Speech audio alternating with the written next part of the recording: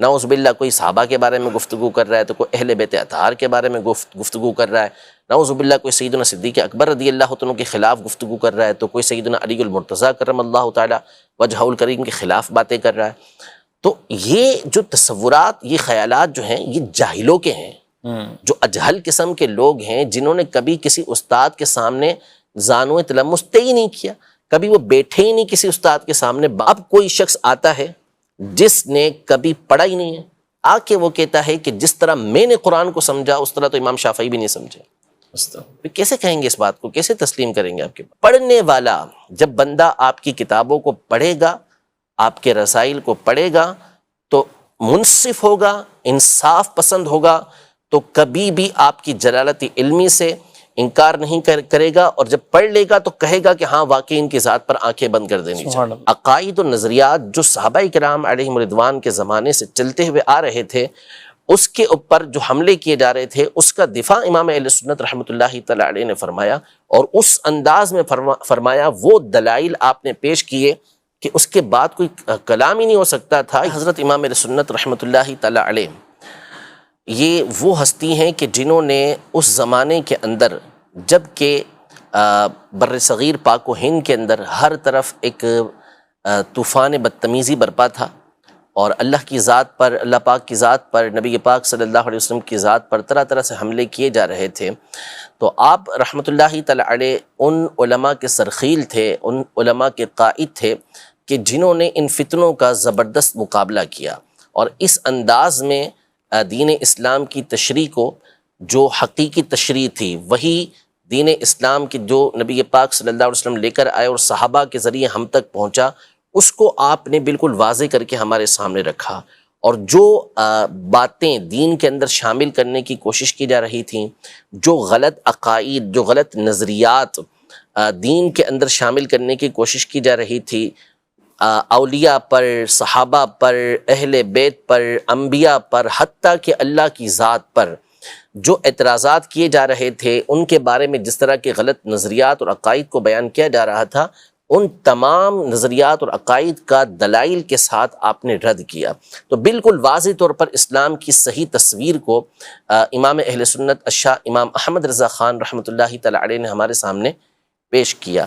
آپ نے کوئی نئی بات بیان نہیں کی، یعنی ایسی نہیں کہ جو ایسی صحابہ نہیں یا کہ جو آپ نے جو ہے اپنے طور پہ بیان کی ہو، اپنے انداز میں وہی باتیں کہ جو دین اسلام کی صحیح تشریح ہمیشہ سے علماء کرتے ہوئے آ رہے ہیں، اسی بات کو آپ نے بیان کیا، اور آپ کی ان تعلیمات کو، جو تعلیمات آپ بیان کرتے رہے، جو چیزیں آپ بیان کرتے رہے، اس کو اس زمانے کے علماء نے بھی اور بعد کے علماء نے بھی تسلیم کیا۔ کبھی ایسا نہیں ہوا کہ بات تو کر سکتے ہیں، کوئی بات کرتا ہے کہ جی ہمیں اختلاف ہو سکتا ہے، یہ ہو سکتا ہے، لیکن کون سی بات کہ جس سے اختلاف کیا جائے گا، وہ بات بھی تو پیش کی جائے نا۔ تو امام اہل سنت رحمۃ اللہ تعالی علیہ نے جو باتیں کی ہیں وہ اپنی جانب سے کی ہی نہیں ہیں۔ آپ نے چاہے وہ عقائد کی بات میں تو کوئی کلام ہو ہی نہیں سکتا نا، بلکہ اختلافی مسائل جو ہوتے ہیں وہ تو فروعیات کے اندر ہوتے ہیں، فقہی مسائل کے اندر ہوتے ہیں۔ عقیدہ تو مسلمانوں کا متفق علیہ ہے۔ کون اس بات کے بارے میں گفتگو کر سکتا ہے کہ نبی پاک صلی اللہ تعالی علیہ وسلم کے بعد کوئی دوسرا نبی آ سکتا ہے؟ تو جب اعلی حضرت کے سامنے یہ بات کی گئی اور اس زمانے کے اندر یہ فتنہ برپا کیا گیا کہ نبی پاک صلی اللہ علیہ وسلم کے بعد کوئی دوسرا نبی آ جائے تو نبی نبوت کے اوپر کوئی فرق نہیں پڑے گا، ختم نبوت پہ کوئی فرق نہیں پڑے گا، آ جاتا ہے، یعنی امکان کی بات کی گئی، تو امام اہل سنت رحمۃ اللہ تعالی علیہ نے اور دوسرے علماء نے دلائل کے دریا بہا دیے، تو اس سے کوئی انکار کر سکتا ہے؟ ہرگز نہیں کر سکتا۔ جو ختم نبوت کے حوالے سے یہ گفتگو بھی کرے کہ نبی پاک صلی اللہ علیہ وسلم کے بعد کسی دوسرے نبی کا آنا ممکن ہے، تو پھر اس صورت میں ظاہر ہے کہ مسلمان متفق ہو کر اس کا رد کریں گے، اس کو کفر قرار دیں گے، تو اس میں کیا اختلاف ہو سکتا ہے؟ یعنی یہاں امکان بھی نہیں ہے، امکان بھی نہیں۔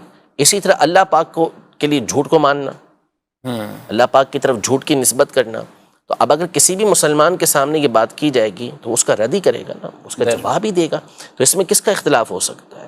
اسی طرح نعوذ باللہ کوئی شیطان اور ملک الموت کے علم کو نبی پاک صلی اللہ علیہ وسلم کے علم سے بڑھ کر بتائے، تو کون سا مسلمان اور خاص طور پہ کون سا عالم ہوگا جو اس کو کفر قرار نہیں دے گا؟ وہ اس کو کفر ہی قرار دے گا۔ اسی طرح کوئی نبی پاک صلی اللہ علیہ وسلم کے علم غیب کے حوالے سے توہین والی بات کرے، اور آپ کے علم کو طرح طرح کی غلط تشبیہات دے تو پھر اس کے کفر ہونے میں کیا کون کلام کرے گا؟ کوئی کلام نہیں کرے گا۔ تو آپ رحمۃ اللہ تعالی علیہ نے جو دین کے اوپر باتیں اس طرح کی آ رہی تھیں اس کی جامع تشریح کر کے ان چیزوں کا رد کیا۔ اسی کو مسلک اعلی حضرت کہتے ہیں۔ عقائد و نظریات جو صحابہ کرام علیہم رضوان کے زمانے سے چلتے ہوئے آ رہے تھے، اس کے اوپر جو حملے کیے جا رہے تھے اس کا دفاع امام اہل سنت رحمۃ اللہ تعالی علیہ نے فرمایا، اور اس انداز میں فرمایا، وہ دلائل آپ نے پیش کیے کہ اس کے بعد کوئی کلام ہی نہیں ہو سکتا تھا۔ یعنی یہ باتیں جو ابھی میں نے آپ کے سامنے بیان کی، یہ جس نے بھی کہا اس طرح کی باتوں کو، وہ کیا کھل کے اس طرح کی باتیں اب مسلمانوں کے درمیان کر سکتا ہے؟ ہرگز نہیں کر سکتا۔ کیوں؟ اس لیے نہیں کر سکتا کہ علماء نے، بالخصوص امام اہل سنت رحمۃ اللہ تعالی علیہ نے، اس کا اس انداز میں رد کر دیا کہ اب چھاپنے کی بجائے چھپانا ضروری ہو گیا۔ ٹھیک ہے، ورنہ اگر یہ رد نہ کیا جاتا تو چھپانے کی بجائے چھاپا جاتا۔ تو اب آنکھیں بند کیوں نہیں کی جائیں گی کہ جس نے ہمارے ایمان کی، عقیدے کی اس انداز میں حفاظت فرمائی۔ تو امام اہل سنت رحمۃ اللہ تعالی علیہ کی جو ذات ہے، اعلی حضرت رحمۃ اللہ تعالی علیہ، انہوں نے جس انداز میں دین اسلام کی تشریح، توضیح اور دلائل کے ساتھ جس انداز میں ان چیزوں کو بیان کیا ہے، پڑھنے والا جب بندہ آپ کی کتابوں کو پڑھے گا، آپ کے رسائل کو پڑھے گا، تو منصف ہوگا، انصاف پسند ہوگا، تو کبھی بھی آپ کی جلالت علمی سے انکار نہیں کرے گا، اور جب پڑھ لے گا تو کہے گا کہ ہاں واقعی ان کی ذات پر آنکھیں بند کر دینی چاہیے، مان لینا چاہیے۔ مصیبت مسئلہ ہمارے یہاں پر یہ ہے، پرابلم ہمارے یہاں پر یہ ہے، دور ہے سوشل میڈیا کا، جی، اور انسان ہمیشہ سے شہرت کا طالب رہا ہے، یا تو دولت کا طالب رہا ہے یا شہرت کا طالب رہا ہے، اور یہ حب جاہ حب مال، حب جاہ حب مال، یہ ہمارے یہاں پر ہمیشہ رہتا ہے۔ اور اب ظاہر ہے کہ ذریعہ ہے، بدنام ہو جاؤ تو بھی نام ہو جائے گا، ٹھیک ہے نا، اور کس اچھے طریقے سے کام کر لو تو بھی اگر نام ہو گیا تو ہو گیا، بدنام ہو کر نام جلدی ہو جاتا ہے ہمارے دور کے اندر۔ تو اس لیے لوگ اس طرح کی باتیں کرنا یہ شروع کر دیتے ہیں، کوئی کسی کے خلاف بولنا شروع کر دیتا ہے، نعوذ باللہ کوئی صحابہ کے بارے میں گفتگو کر رہا ہے تو کوئی اہل بیت اطہار کے بارے میں گفتگو کر رہا ہے، نعوذ باللہ کوئی سیدنا صدیق اکبر رضی اللہ عنہ کے خلاف گفتگو کر رہا ہے تو کوئی سیدنا علی المرتضیٰ کرم اللہ تعالی وجہہ الکریم کے خلاف باتیں کر رہا ہے۔ تو یہ جو تصورات، یہ خیالات جو ہیں، یہ جاہلوں کے ہیں، جو اجہل قسم کے لوگ ہیں، جنہوں نے کبھی کسی استاد کے سامنے زانو تلمس طے ہی نہیں کیا، کبھی وہ بیٹھے ہی نہیں کسی استاد کے سامنے۔ باقاعدہ جو سلسلہ چلتا ہوا آتا ہے پڑھنے کا، ہر فن کا، ہر معاملے کا کیا ہوتا ہے کہ باقاعدہ علم حاصل کیا جاتا ہے، اور پھر اس علم کے افراد اس میں گفتگو کرتے ہیں تو اس کی بات کو اتھینٹک مانا جاتا ہے۔ یعنی اگر ڈاکٹر جو ہے وہ بغیر پڑھے ڈاکٹروں سے گفتگو کرنا شروع کر دے، یعنی وہ ڈاکٹر ہو ہی نہ سرے سے، خود اپنے طور پہ کچھ پڑھ لیا میڈیکل، تو پھر اس صورت میں کیا اس کی بات کو مانا جائے گا؟ اس کی سنیں گے بھی نہیں۔ مسئلہ یہ نا سب سے بڑا کہ آپ کو ڈاکٹری پڑھنی ہے، آپ کس سے پڑھیں گے؟ میڈیکل پڑھنا ہے، میڈیکل میں داخلہ لینا ہے آپ کو، تو آپ کس سے کہاں داخلہ لیں گے؟ جو بھی اسی فن کے اگر بالفرض ہمارے دور کی بات کریں ہم، تو ہمارے دور میں چونکہ مدارس کے اندر عمومی طور پہ دینی تعلیم دی جاتی ہے، صحیح، کوئی بھی ڈاکٹری کی تعلیم حاصل کرنے کے لیے کسی جامعہ میں نہیں جائے گا، ہاں مدرسے میں نہیں جائے گا، ٹھیک ہے، وہ کہاں جائے گا؟ میڈیکل کالج کے اندر جائے گا، ٹھیک ہے۔ کسی کو انجینئرنگ پڑھنی ہے، وہ میڈیکل کالج میں نہیں جائے گا، وہ انجینئرنگ کالج کے اندر ہی جائے گا، وہاں جا کے وہ تعلیم حاصل کرے گا۔ فزکس پڑھنا ہے، فزکس کے استاد سے پڑھے گا، ٹھیک ہے، وہ اس کو بایولوجی کے استاد سے نہیں پڑھے گا۔ میتھ پڑھنا ہے، میتھ کے استاد سے پڑھے گا۔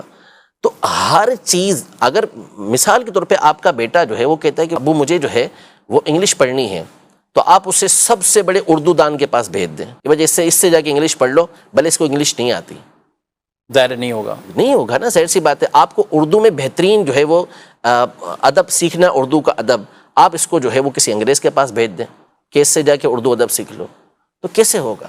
تو اسی طرح جو دین ہے وہ دین کس سے سیکھا جائے گا؟ صحیح، دین کا علم بھی آپ اسی سے حاصل کریں گے نا کہ جو اس کا ایکسپرٹ ہو، جس نے اس کی تعلیم حاصل کی ہو۔ اب جس کو الف سے بے دین کی آتی نہیں، جس کو عربی عبارت تک پڑھنا آتی نہیں، وہ کہ میں قرآن و حدیث کو خود سمجھ سکتا ہوں، کتنا بڑا ظلم ہے۔